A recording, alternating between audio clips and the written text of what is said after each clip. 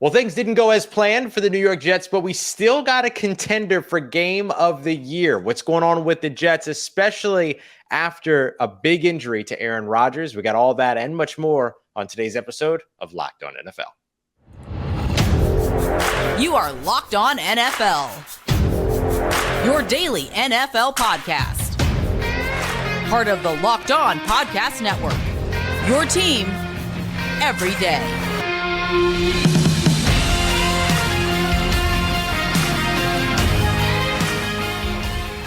What's going on, football fans, and welcome into another episode of Locked On NFL, your daily podcast covering the biggest stories around the National Football League every single Monday through Friday. We thank you very much to all you everydayers out there making Locked On NFL your first listen of the day every day. And of course, don't forget, you can always subscribe and follow for free on YouTube or wherever you get your podcasts so you never miss the latest episodes. As always, it is Tuesday here on the Locked On NFL podcast. So you've got Luke Braun at Luke Braun NFL, as well as his brother from another color here, Ross Jackson at Ross Jackson NOLA on your favorite social media. In today's episode of Locked On NFL brought to you by PrizePicks, the easiest and most exciting way to play daily fantasy sports.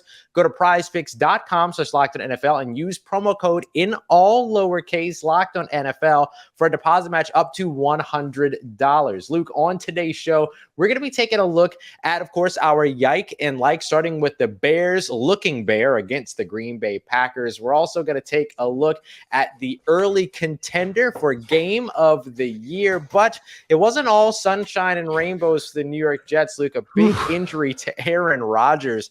It's at this point expected to be, based on all the reports that we're seeing here as we're recording, an Achilles tear. What could this possibly mean for the New York Jets? Right. And we are recording this in a moment in time. They're going to do an MRI on Tuesday. As you are listening to this, you may already know the results of that MRI. But Robert Saleh said after the game, they fear torn Achilles. Everything looks really bad. Everybody who's looked at it kind of agrees that's an Achilles. We'll confirm it with an MRI. Yep. That is devastating. I mean, there's no other word to use for that. Yeah. He played four snaps for the Jets, and that's the season. It's over now. That is such a weird thing for the Jets to have to handle, especially after everything that was put together for Hard Knocks and all that, and every bit of hype. It felt like this was the year that the Jets get taken over by Aaron Rodgers. And for better or worse, right? Whatever Aaron Rodgers is, the Jets will become that. And now their identity just tore its Achilles. And now it's time to go back to Zach Wilson. I'm sure they feel okay about that. I don't know if they're going to go scramble for another quarterback or something like that. That doesn't feel like the thing the Jets would do. Although, what do I know, right? You'll have to listen to Locked On Jets for that. But what a weird swirl of emotions from that and feeling like the game was, you're going to just take this horrible loss to a divisional opponent in your own house and lose your starting quarterback, but then they come back and win the game. And then minutes after that game goes final, Ian Rappaport says, yep, they fear tore Achilles. It's as bad as it looked. And just the now roller coaster the roller coaster is insane. You got to look at this as, if you're a fan of another team in the AFC East, you have to look at this and think everything has changed now. Even the Bills, who take a frustrating loss, I'm sure they're not very happy, but you got to think, okay, everything's a little bit different now with, the Dolphins in particular. And honestly, it changes the whole landscape of the AFC. This was supposed to be one of the contenders in the AFC. That is a Super Bowl looking roster, if you ask me, with Garrett Wilson and Sauce Gardner, a star-studded defense, Dalvin Cook, all of that. Was a Super Bowl team. And now it's a Super Bowl team minus the quarterback. Right. Which means I don't know it's not what a to Super make Bowl of team that anymore. That's it's also usually 1-0. what that means. That's right. Yeah. That's true. Yeah, they are still 1-0. They ended up getting the win, but I'll tell you what, I mean, I tend to think that the more physical victories and like the tough victories like this are more sustainable than the big blowouts. They're more sustainable than, you know, the ones that are predicated on things like this. But I mean, it was kind of a 3-phase win for this New York Jets team. Sure. We'll get to the game here in just a little bit. But I will say this, like when it comes to the idea of potentially making a move for another quarterback, because I've seen a lot of people kind of toss that around. I cover the New Orleans Saints. There's a lot of chatter. I've seen a lot of Saints fans saying, oh, well, maybe now the Saints could trade Jameis Winston to the New York Jets, which sign me up for that show any day. But when it comes down to what you're going to see with this, I think that they're just going to continue to roll with Zach Wilson, because here's my, and maybe I'm the only one that kind of looks at it this way, but and I know that you didn't see the best version of Zach Wilson this evening. And to be honest, we still haven't really seen what we expected the best, or certainly what the Jets expected the best version of Zach Wilson to be since they drafted him.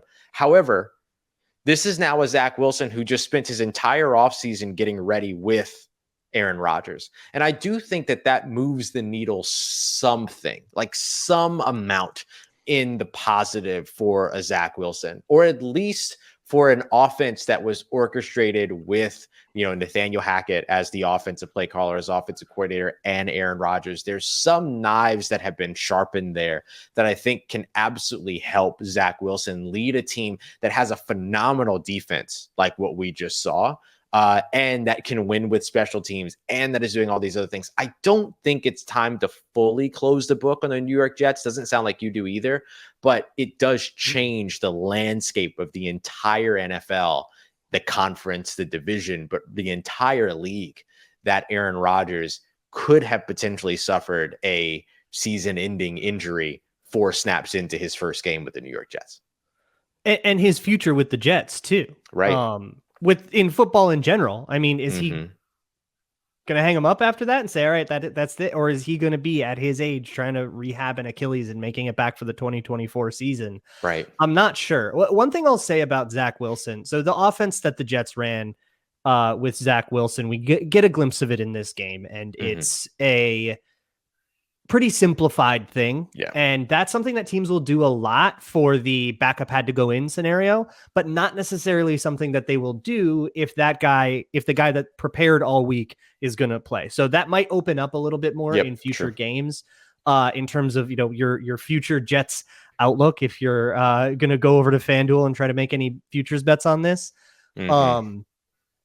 that's potentially something to keep in mind. And the other thing to keep in mind for the Tankathon watchers out there, is that this has an effect on the first round of the draft, because the Jets traded a conditional first round pick to the Packers for Aaron Rodgers. If Aaron Rodgers plays 65% of the snaps or not, a second round pick turns into a first round pick.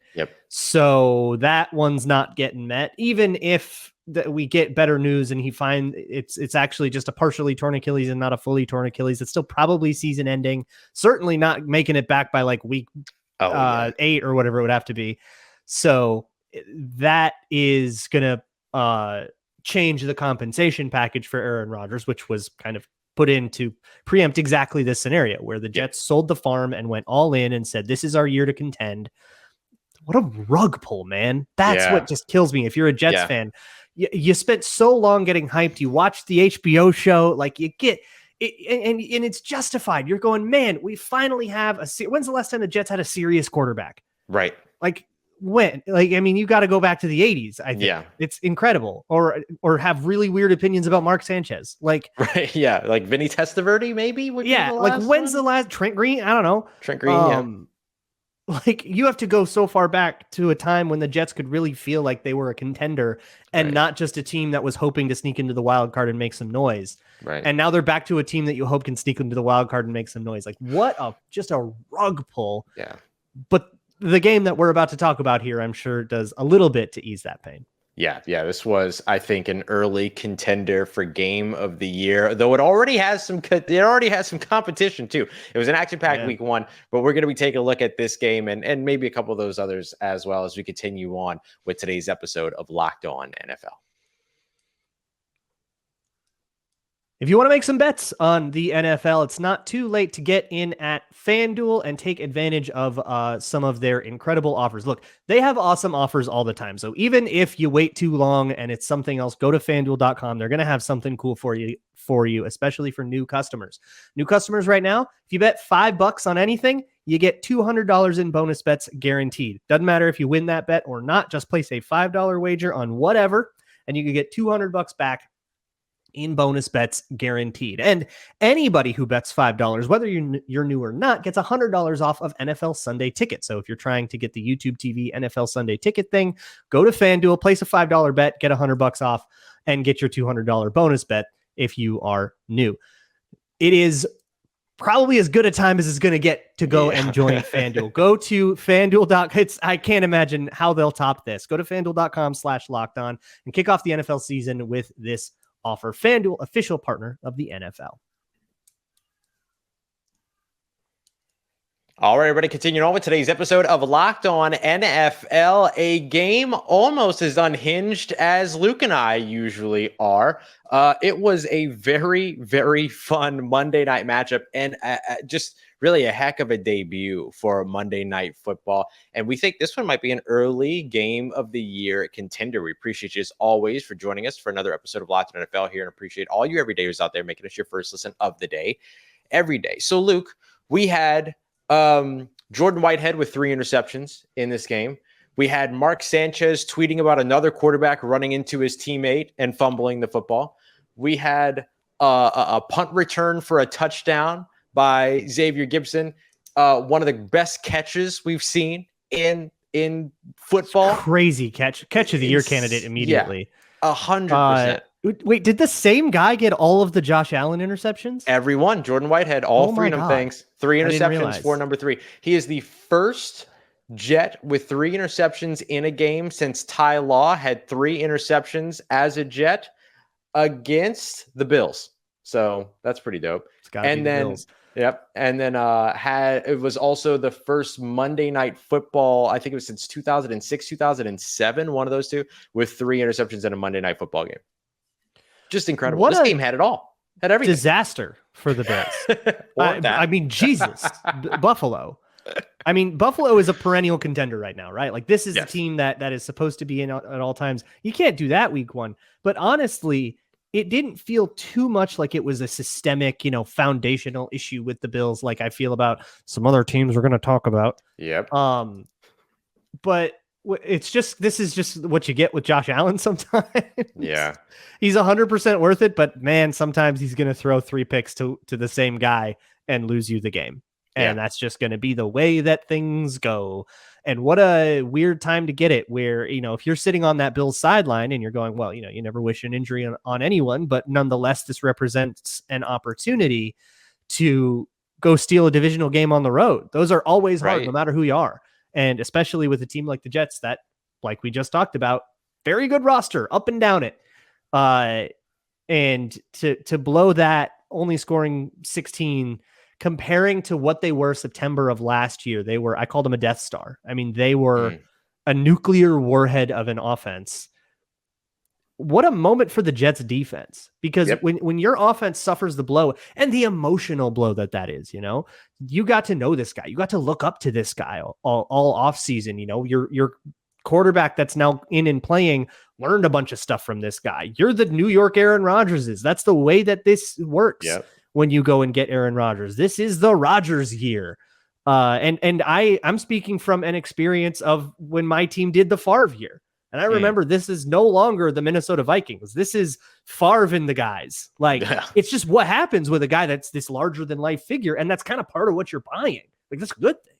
But to lose that guy, the defense really has to step up. And that defense is made of a lot of young players in Sauce Gardner and Quinnen Williams and Quincy Williams as Quincy well. Williams. A lot of young players that aren't nearly as battle tested as somebody like Aaron Rodgers. And to rise to that occasion, I think they've got quite a bit to feel proud of tonight. Yeah, absolutely. I mean, they were in the backfield a ton. You had a sack from Franklin Myers. You had 2 sacks from Jefferson. You had Ed Oliver getting into the backfield as well. This was a fantastic game for this New York Jets defense. And I think we see this all the time, right? To where the defenses start off stronger at the beginning of the NFL season, and then the defenses usually end up finishing stronger than offenses toward the end of the year because of injuries and things like that end up having that impact. Then the offenses always get the midseason form comment, like, oh, they're in midseason form and all these other things. But this is one of those games where this wasn't a mistake that the New York Jets defense was good early on in the season. This wasn't about the timing of the season. This wasn't about the timing of the matchup. The New York Jets defense has given the Buffalo Bills and Josh Allen trouble for the past couple of times that they've come together, for the past couple of years. I mean, since Robert Saleh basically arrived in New York to lead the way there over on the defensive side, and well, as a whole, but obviously his forte is over in the defensive side. And so you saw, 2 of those interceptions that Jordan Whitehead had coming on passes 20 yards or more in terms of air yards. That's the bread and butter of this Buffalo Bills offense, this Josh Allen led offense. You only had, I believe, 1 completion of over 20 air yards at all for Josh Allen in this game. I thought that running backs on both sides played really well. I thought that James Cook looked really good as the running back for the Buffalo Bills. Breece Hall in his return, remember, he had a great season early on last year, had the ACL tear, comes back, rushes for 127 yards on just 10 carries, by the way. He was outstanding in this game. I really liked what we saw from this New York Jets team, the way that it fought, the way that defense played. And look, historically, in games to where the New York Jets are trailing the Buffalo Bills by 8 or more points going into the second half, coming into this game, the Jets were 1-54 in those situations. Wow. And they pull out a win here without Aaron Rodgers. The Jets 54 times in a row. You're dang right. But really, really resilient and incredible stuff. Now, I do think that there's one competitor for game of the year so far. Yeah, we got to talk about the other AFC East team, right? Well, that's Patriots exactly don't it. count. Patriots do not count. They don't exist right now. And that's okay. It's time. It's fine. But the Miami Dolphins taking it to the Los Angeles Chargers in a big-time game. 536 yards of total offense or something around there for the Miami Dolphins. Just a nuts game, and Tua looked great in all of that as well. Just really, really good couple of – I mean, this AFC East is going to be a lot of fun to watch all season, I think, is what we really learned from week 1 here. Yeah. The post-Tom Brady AFC East, when 3 franchises are finally allowed to be good again. Yes, exactly. This rocks, right? They're doing great. Yeah, 536 yards of total offense. I nailed that stat. Stat. Off the dome, let's go. The Dolphins are very fun. And it feels like in hindsight, like, oh, Dolphins Chargers? Yeah, that was going to be a barn burner, huh? Yeah, I know. Like with the passing attacks that those teams boast, that was always going to be a really fun game. Yeah. We'll see. We've still got 16 weeks. And that's the thing that I think you got to tell to all of the teams that suffered a bad loss, like 100%. The Bills or teams like the Jets, where it's like, hey, I mean, because of how good that roster is, the Jets aren't out of this, right? Like There is a world where they make something out of this season. And we have only played 1 of 17. We got 16 games to go. All kinds of things can happen. Things can turn around. Things can nosedive or skyrocket. So to teams like the Bills or the Chargers that lost, close ones and feel like, gosh, if we can't win that game, we'll never win a game at all. It's a marathon, not a sprint, right? That's it. Yeah, 100%. Week 1 games are rarely ever indicative of what a team is going to be. Week 1 is always weird. Unless you're the New York Giants, because yike. And speaking of yike. Oh, no. Speaking of yike, we're going to be really, really rough weekend for New Yorkers, let me tell you. Yeah. Oh, yikes. Yeah, that is tough. That one does get multiple yikes. But we do have our singular yike and over the course of week 1. So Luke and I are going to bring those to you here as we continue on and wrap up today's episode of Locked On NFL. So why don't you go head on over to PrizePicks and do a little bit of daily fantasy. Daily fantasy sucks. I don't like the normal format of daily fantasy. And that's this is why I love PrizePicks. I've been playing PrizePicks a lot more lately because you don't have to construct an entire roster, right? 2 to 6 of your favorite players and what you think they're going to do, whether they'll get 12 fantasy points or not, that kind of thing. Mm-hmm. And it's you versus the house. So PrizePicks is giving you that amount, and you're having to choose more than or less than. So you don't have to enter a pool with like 4,000 sharps that are, make a living doing this because they've cracked some algorithm. That's not a fun game anymore. Their spreadsheets. Yeah, right. It's like too weirdly optimized, but not PrizePicks. PrizePicks is actually a fun game to go and play. You can use code LOCKEDONNFL for a first deposit match up to $100. That is prizepicks.com/LockedOnNFL, or if you're on the app, use code LockedOnNFL for a first deposit match up to $100. All right, everybody, wrapping up today's episode of Locked On NFL with our yike and our like of the week. Yes, this continues throughout the regular season and even gets more fun during. It's going to get violent. Because it's going to get violent. I think we should choose violence right off the bat, Luke, because you've got a particular like that I think is A, on brand, and B, something I know you would love to dive into here.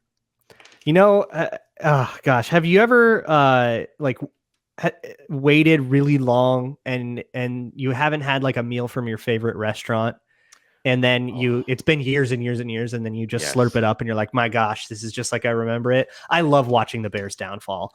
Gosh, I just love watching the Chicago Bears fail.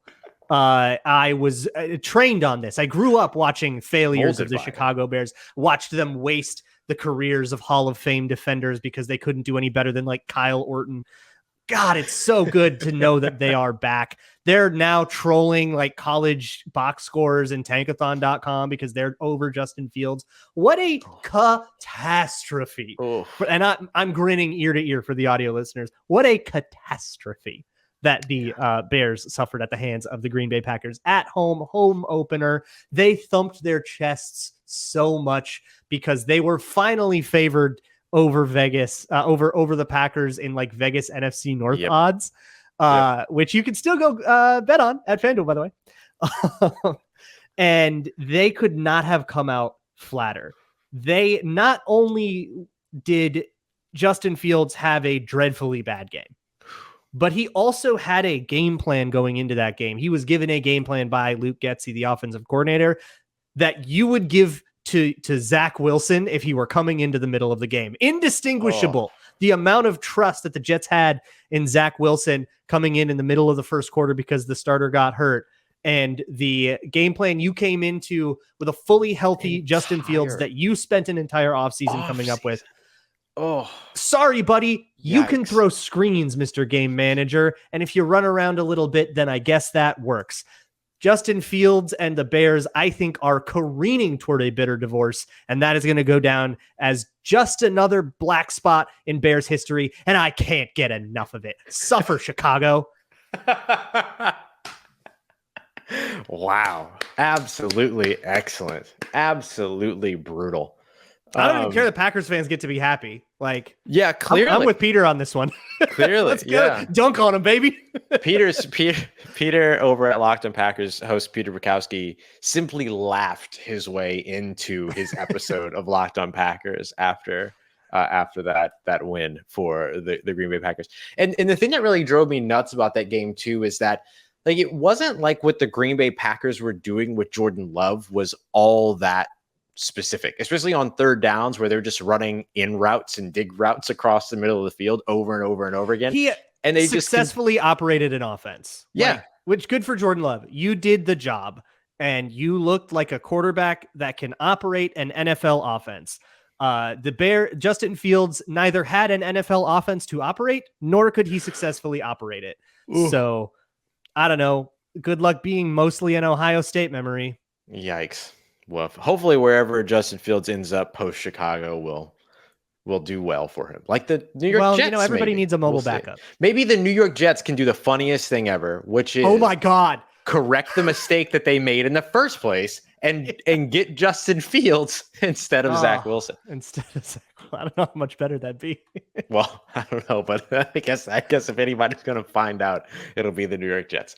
All right, I'll do my like, because my like is really quick and it's a homer type thing. But I got to be in the building for the opening Saints season opener against the Tennessee Titans. A really, really good game, really hard fought game, very physical.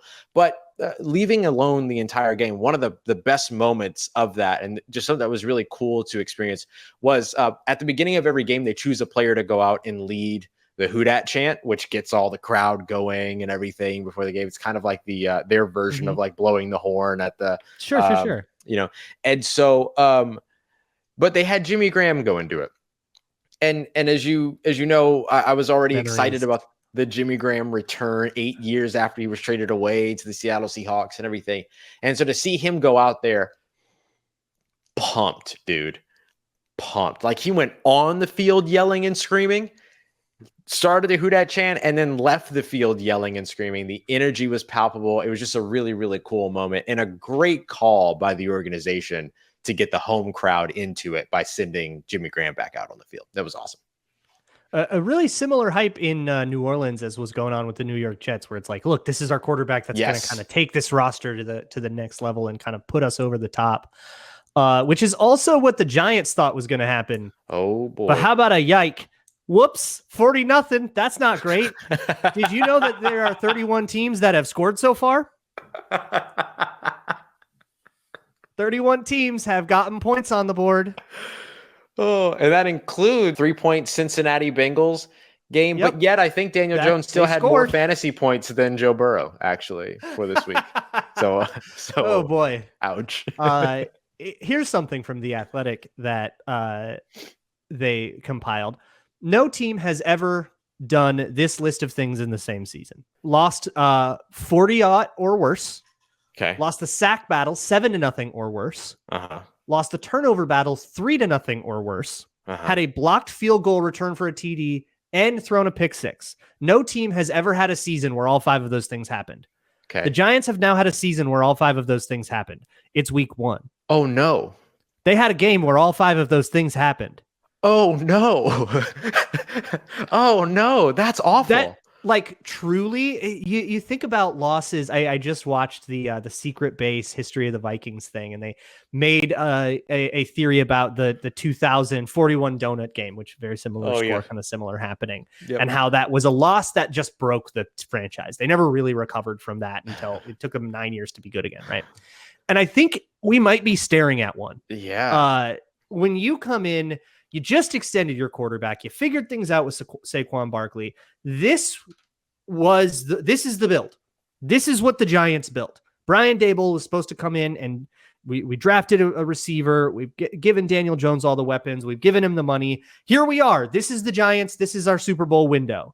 And you come out and do something not only bad, not only do you fall on your face, but it's historically bad. Ugh. It is a bad that teams that are actively tanking have not suffered. Teams that actively tanking teams have never done in an entire season at that. In an entire season. And team like the 2019 Dolphins, it came out later. They were literally on purpose tanking, and there was a whole controversy about it that still involves active litigation. Right.